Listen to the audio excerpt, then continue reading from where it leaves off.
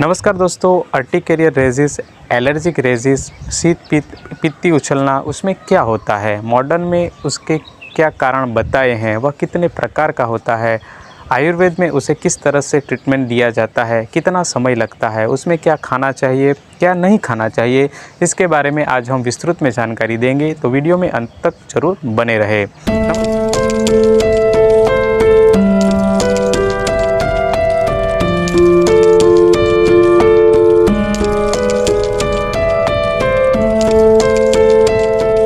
नमस्कार दोस्तों, मैं डॉक्टर प्रतीक पटेल आयुर्वेद लवर्स चैनल में आप सभी का स्वागत करता हूं। अर्टिकेरिया एक प्रकार की स्किन की प्रॉब्लम है जिसमें एलर्जिक रिएक्शन होता है। इसमें लाल लाल चकत्ते स्किन पर निकल आते हैं, जिसमें खुजली होती है, दर्द होता है, जलन होता है। मॉडर्न में उसके कारणों में कुछ दवाइयों के कारण भी होता है, ऐसा माना है। Ibuprofen, aspirin, codeine, sulphonylureas, ACE inhibitor जैसी दवाइयों के रिएक्शन की वजह से भी यह होता है। फूड सप्लीमेंट जैसे सी फूड, एग्स, नट, सोया जिसकी एलर्जी की वजह से होता है। यूटीआई, यूरिनरी ट्रैक्ट इन्फेक्शन की वजह से भी यह होता है। वायरल इन्फेक्शन, फ्लू जैसी बीमारी के कारण भी होता है। सन एक्सपोजर, बहुत ज़्यादा धूप में रहने से भी यह अर्टिकेरिया डेवलप होता है। वाटर इंड्यूस अर्टिकेरिया भी होता है।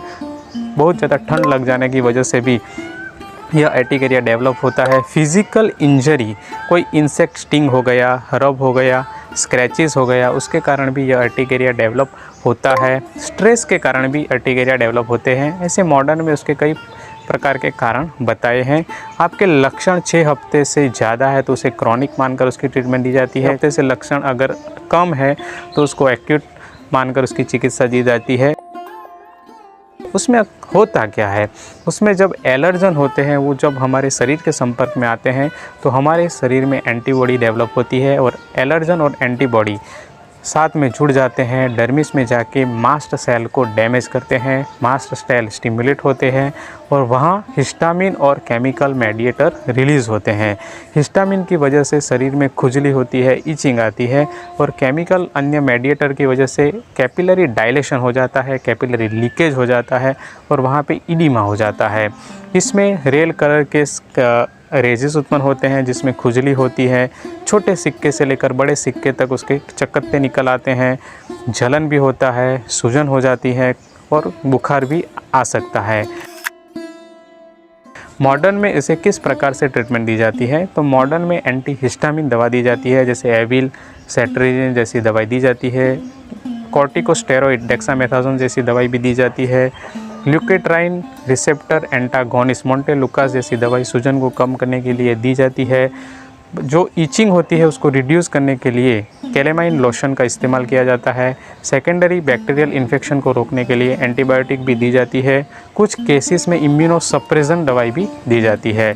इस तरह से मॉडर्न में उसे मैनेज किया जाता है। लेकिन कुछ दर्दियों में यह दवाइयाँ हफ्ते में 2 बार, हफ्ते में 3 बार और कुछ दर्दियों में तो हर रोज़ ये दवाई खानी पड़ती है, तभी यह एलर्जी में आराम मिलता है। आयुर्वेद में इस एलर्जिक रेजिस, अर्टिकेरिया रेजिस जैसे लक्षणों से मिलते जुलती 3 बीमारियां का वर्णन मिलता है, शीत पित्त, उदर्द और कोढ़। तीनों व्याधियों के जो लक्षण हैं वो 70 to 80% सेम होते हैं, लेकिन उसकी जो पैथोजेनेसिस है, उसके जो कारण हैं वो थोड़े थोड़े अलग अलग है। तो सबको हम एक एक कर समझेंगे।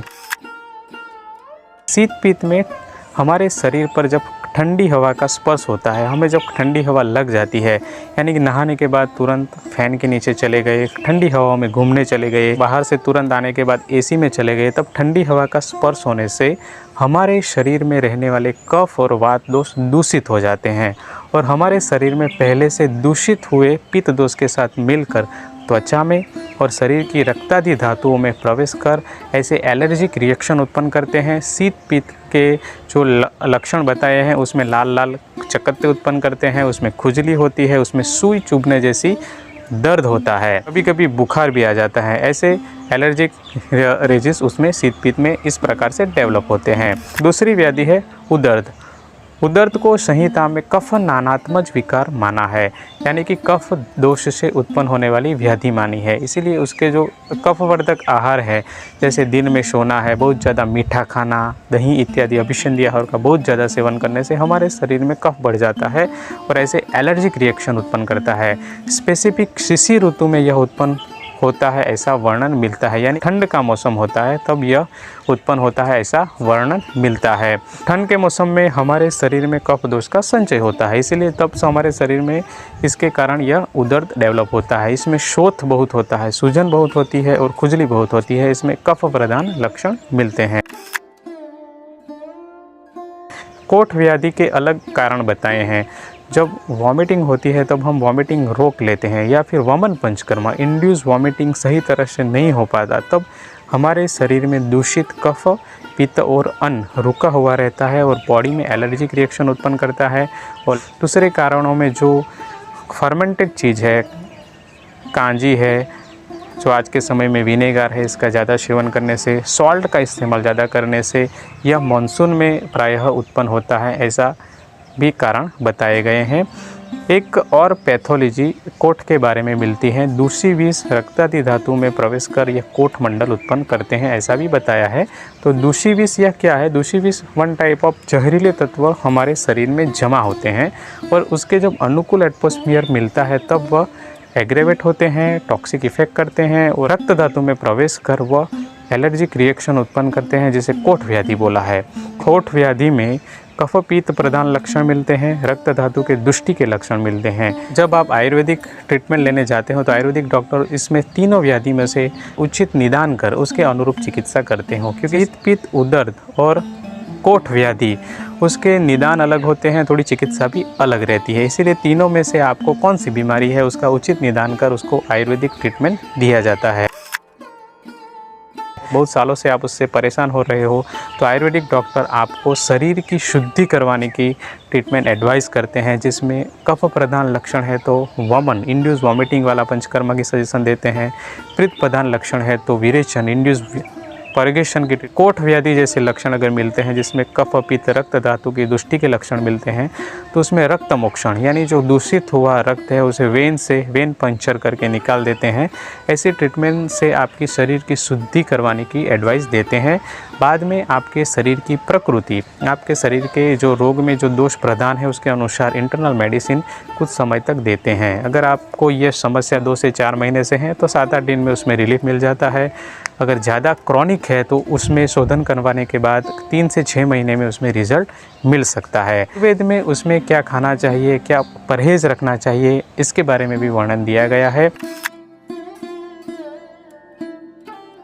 वमन पंचकर्मा, विरेचन पंचकर्मा, लेप लगाना, रक्त मोक्षण करवाना, पुराने साली चावल 1 साल से जो साली चावल पुराना है उसका इस्तेमाल करें। मूंग और कुल्थी का यूज़ इसका इस्तेमाल करें। करेला, कंकोड़ा, सहजन की फली, पोई का साग, मूली, त्रिफला, अनार, कफ पित्त सामकाहार द्रव्य इस व्याधि में अनुकूल रहते हैं।